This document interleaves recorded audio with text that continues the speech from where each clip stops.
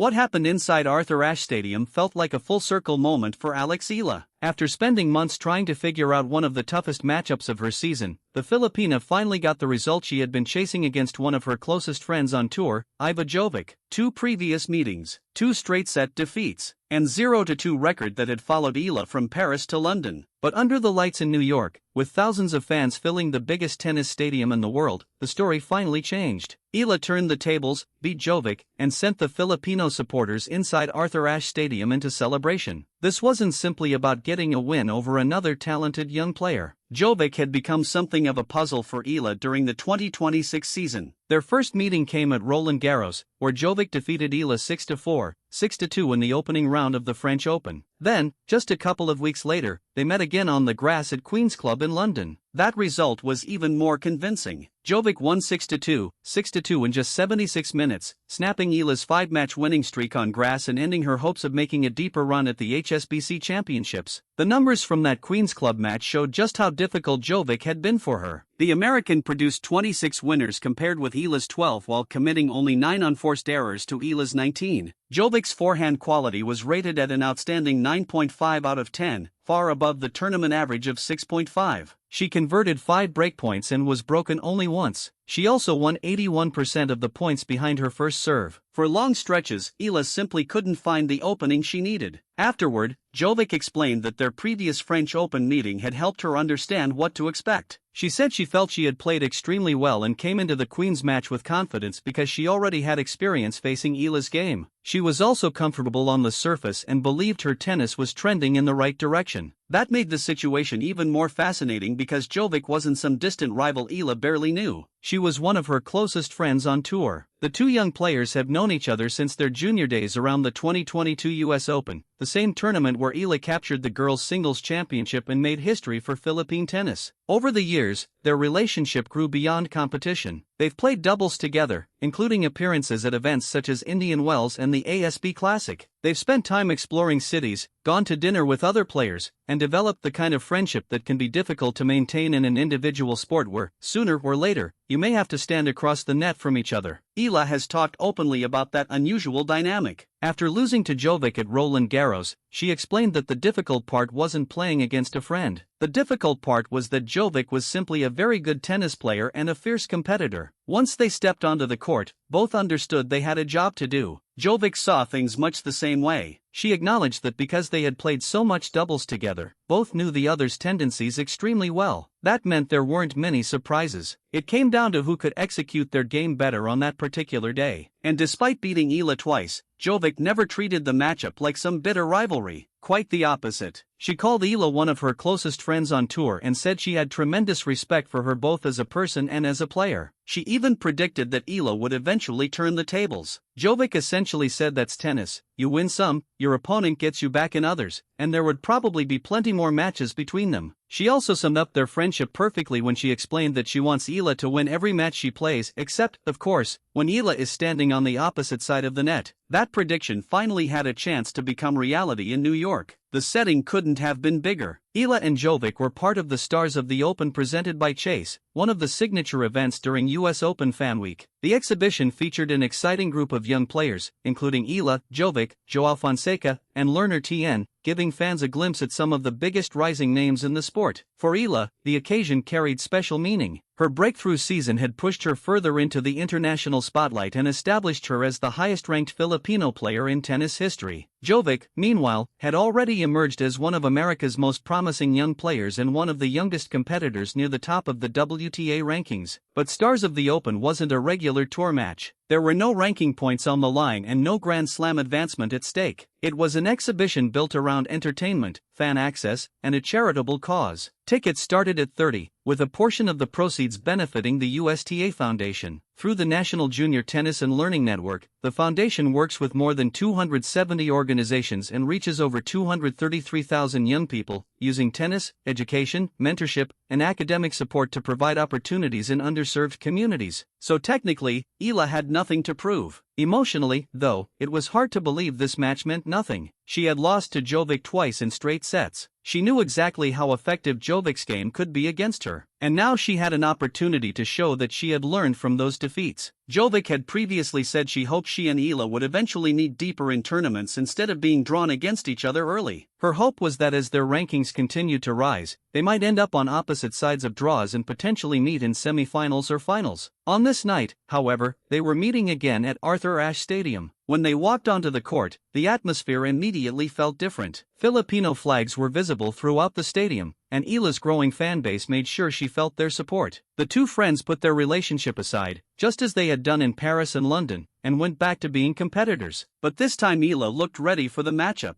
Instead of allowing Jovic to control the rallies the way she had at Queen's Club, Eala played aggressively from the baseline. Her movement looked sharp, her choices were decisive, and she consistently tried to take command before Jovic could settle into her preferred patterns. Jovic, so clean in their previous meetings, wasn't finding the same level. Errors began creeping into the Americans' game while Eala continued applying pressure. And every time Eala won an important point, the reaction from the crowd got louder. The Filipino supporters waved flags, cheered through the momentum swings, and turned Arthur Ashe into a celebration every time Eala moved closer to the finish line. Eala took the first set, then she kept pushing. The second set followed a similar pattern, with Eala refusing to give Jovic the control she had enjoyed in their previous encounters. Instead of looking like a player searching for answers, Eala looked like someone who had finally figured out the problem. Then came match point. One final exchange, one final point, and the result Eala had been chasing all summer was finally hers. Alex Eala had beaten Iva Jovic. The reaction inside Arthur Ashe Stadium said everything. Filipino flags went up, supporters celebrated, and Eala walked away with something that mattered far beyond the exhibition result itself. Yes, there were no ranking points. Yes, it wasn't an official Grand Slam victory. And yes, an exhibition is very different from playing a tour-level match with everything on the line. But psychologically, the moment still mattered. Eala had entered with 2 straight-set losses to this opponent. At Roland Garros, Jovic had been better. At Queen's Club, she had been even more dominant. Now Eala had shown that she could adjust, learn, and produce a different outcome. That ability may prove more important than any single scoreline. It also came at an ideal time, with the US Open main draw approaching and Eala carrying more attention than ever before. After a dramatic rise through the rankings, she entered this stage of her career no longer viewed simply as an exciting prospect trying to qualify for major events. She had climbed into territory where seeding, expectations, and deeper tournament runs were becoming part of the conversation. That's a massive shift from where she stood only a year earlier, and the crowd support surrounding her in New York only added another layer to the story. The so-called Eala effect isn't simply about people showing up with Philippine flags. It's about an entire tennis community watching a young player continue to grow in real time. Eala's appearance at Stars of the Open also fit naturally with the charitable purpose behind the event. As her platform grows, so does the opportunity to represent Philippine tennis internationally while participating in events that help introduce the sport to the next generation. Most importantly, though, she walked away from Arthur Ashe with proof that an opponent who once looked almost unsolvable could be beaten. Jovic remains an exceptional young talent, and the friendship between these two players makes their growing rivalry even more interesting. There is no hostility required, no manufactured drama, just two ambitious young athletes who genuinely respect each other and who fully intend to win whenever they meet. Jovic predicted Eala would eventually get her back. In New York, Eala finally did. Now attention turns toward the US Open itself. An exhibition victory doesn't guarantee anything once the official matches begin, and Eala will face an entirely different level of pressure when ranking points and Grand Slam survival are on the line. But confidence can matter enormously in tennis, and beating a player who had defeated her twice could be exactly the kind of boost she wanted before the tournament. The question now is how far she can take it. Can Eala turn this momentum into a deep run in New York? Can she continue handling the expectations that come with her rapid rise? And could we eventually see another Eala Jovic showdown with much bigger stakes, maybe even in the late rounds of a major? Whatever happens next, one thing is already clear: Alex Eala isn't simply arriving on the biggest stages anymore. She's beginning to look comfortable on them. If you enjoyed this deep dive into Alex Eala's breakthrough against Iva Jovic and what it could mean heading into the US Open, hit the like button, subscribe for more tennis stories and updates, and tell us what you think in the comments. How far can Alex Eala go in New York, and would you like to see another Eala Jovic matchup when everything is on the line?